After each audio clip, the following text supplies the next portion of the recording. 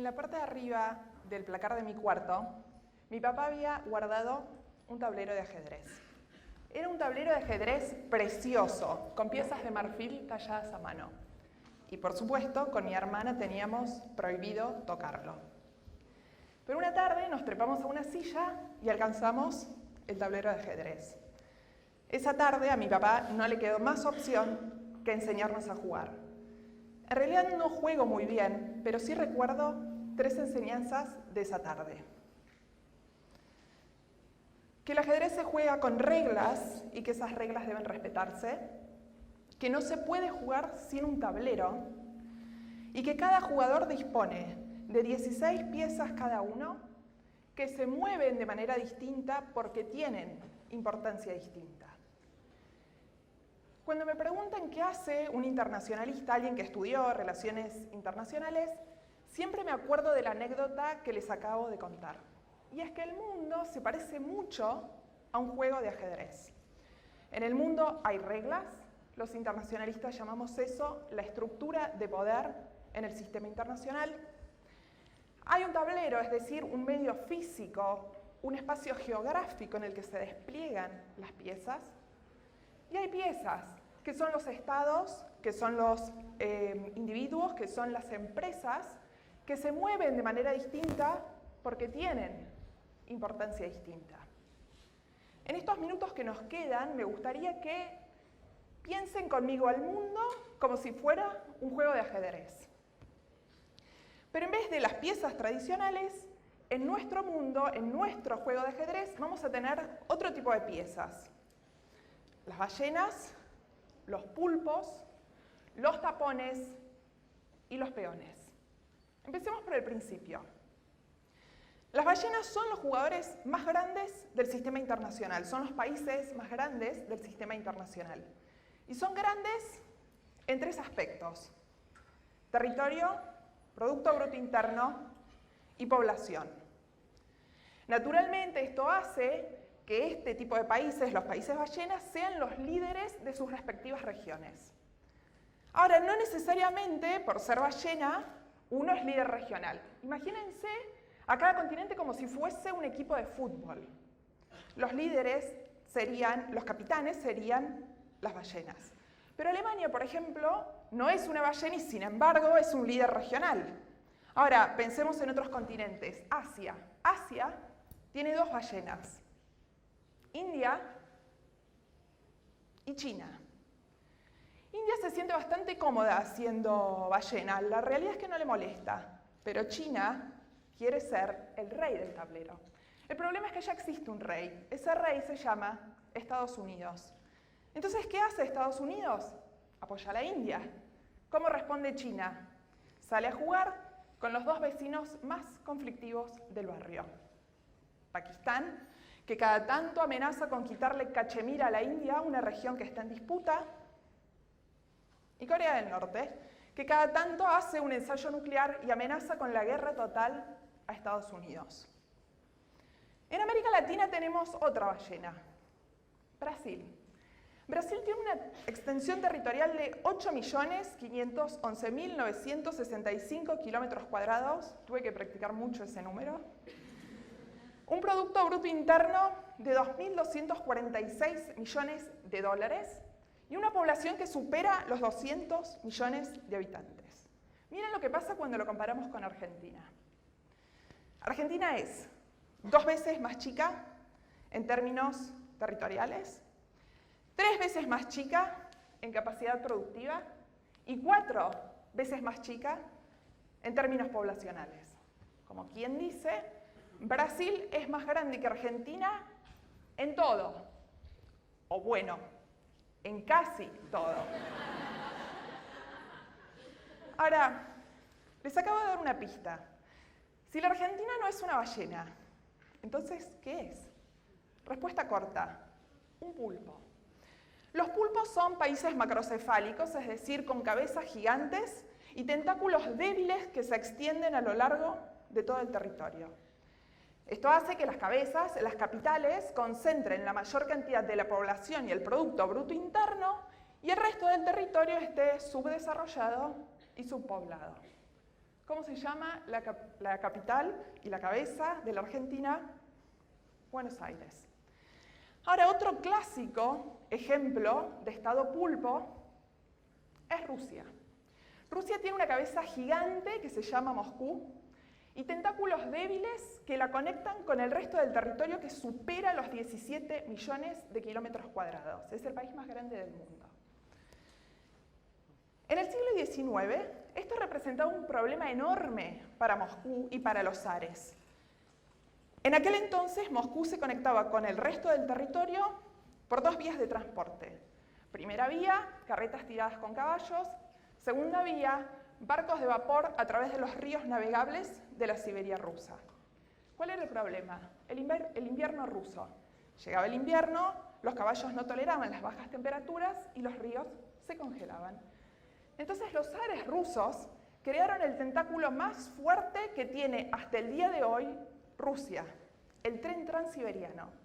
El tren transiberiano es una red de ferrocarriles que conecta Moscú con Vladivostok, la ciudad más austral de la Siberia rusa, a lo largo de 7 usos horarios y 9.288 kilómetros. A ese recorrido lo hace en 7 días y 6 noches. Hace un tiempo atrás yo me pregunté por qué la Argentina no tenía un transpatagónico. Quiero que se lo queden pensando, quiero que se vayan con esa pregunta a su casa. Y tal vez en algún momento la podemos volver a discutir. Ahora quiero seguir con el otro tipo de actor. Los tapones. Los tapones fueron una estrategia de la diplomacia británica utilizada durante el siglo XIX. Fue una estrategia brillante. Los británicos detectaban conflictos en el mundo e identificaban los actores responsables de esos conflictos. Entonces, entre ellos, creaban colchones, estados, tapones que los aislaban para evitar futuras guerras. Miren este ejemplo. Entre 1825 y 1826, la Argentina y Brasil se enfrentaron por el control de la banda oriental del Uruguay. 4 años más tarde, en 1830, con el apoyo de la diplomacia británica, Uruguay declaró su independencia. ¿Saben lo que le escribió el representante británico del Río de la Plata a Londres? Hemos creado un algodón entre 2 copas de cristal. Así se conoce Uruguay. Con esto el Reino Unido no solo previno futuras guerras en la región, sino que además se aseguró que una de las márgenes del Río de la Plata, que era el río por donde los británicos comerciaban, estuviese controlada por un aliado de ellos. Brillante. Ahora, hasta ahora les hablé de 3 tipos de estados, pero nuestro próximo actor, nuestra próxima pieza, no lo es. Nuestra próxima pieza son los peones, que son ustedes, que soy yo, que somos todos nosotros. En el ajedrez se conoce a los peones como las piezas menores. Esto significa que un peón por sí solo no puede hackear al rey. Imagínense que tenemos un tablero de ajedrez con un solo rey y un solo peón. Vamos a poner un peón blanco y un rey negro. El peón por sí solo no podría hackear al rey, necesitaría de la asistencia de una pieza mayor. Pero claro, hay una excepción.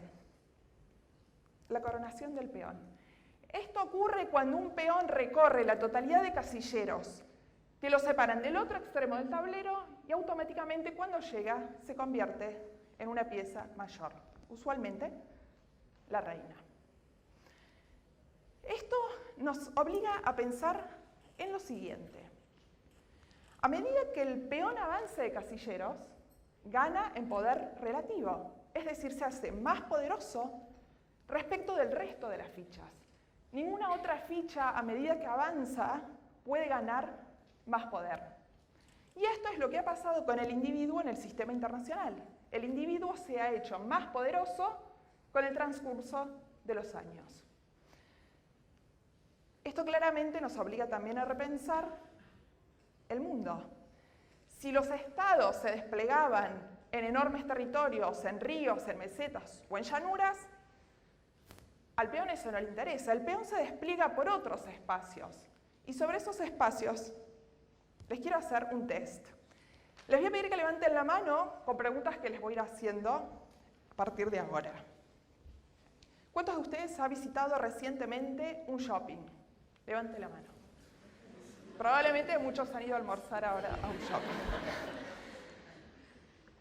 ¿Cuántos de ustedes han venido, por ejemplo, aquí en transporte público, se ha tomado un tren, un subte, bueno, acá no hay subte, pero en Buenos Aires un subte, o un bondi, un colectivo, en los últimos días? Levante la mano. Bien. ¿Cuántos de ustedes se han alojado en un hotel? Levante la mano, ¿alguna vez en su vida? No voy a preguntar si se robaron los shampoos o las cofias, eso no es parte de la pregunta. Y vamos con la última pregunta. ¿Cuántos de ustedes han visitado un aeropuerto, sea para tomar un vuelo o sea para despedir a un familiar? Levante la mano. Bien, prácticamente todos ustedes han transitado por estos lugares. Por estos lugares transitan los peones. Sara Fregonese y Ada Ramadan, dos investigadores británicos, en realidad Sara Fregonese es italiana, pero desarrolla sus estudios en el Reino Unido, escribieron en 2015 un paper muy interesante que pone la atención sobre los hoteles no ya como lugares en los que uno puede ir a relajarse lejos de casa, sino como lugares fundamentales para comprender la dinámica global del siglo XX, pero fundamentalmente el siglo XXI. Y en este sentido les quiero poner algunos ejemplos. El Hotel Hilton, en la década del 60, en plena Guerra Fría, sirvió como nodos de poder de los Estados Unidos. Los arquitectos del Hotel Hilton diseñaron de tal manera los lobbies que cada vez que un ciudadano de El Cairo o Atenas entrara al lobby de un Hotel Hilton, percibiera cómo era el estilo de vida americano. Otro caso, en Ho Chi Minh, antigua Saigón, en Vietnam, durante la guerra de Vietnam, el Hotel Rex sirvió de sala de redacción para los periodistas que estaban cubriendo la guerra y enviaban las noticias al resto del mundo. Otro clásico ejemplo, Mogadiscio, Somalia, en 1993, sufrió una de las hambrunas y guerras civiles más terribles de la historia africana.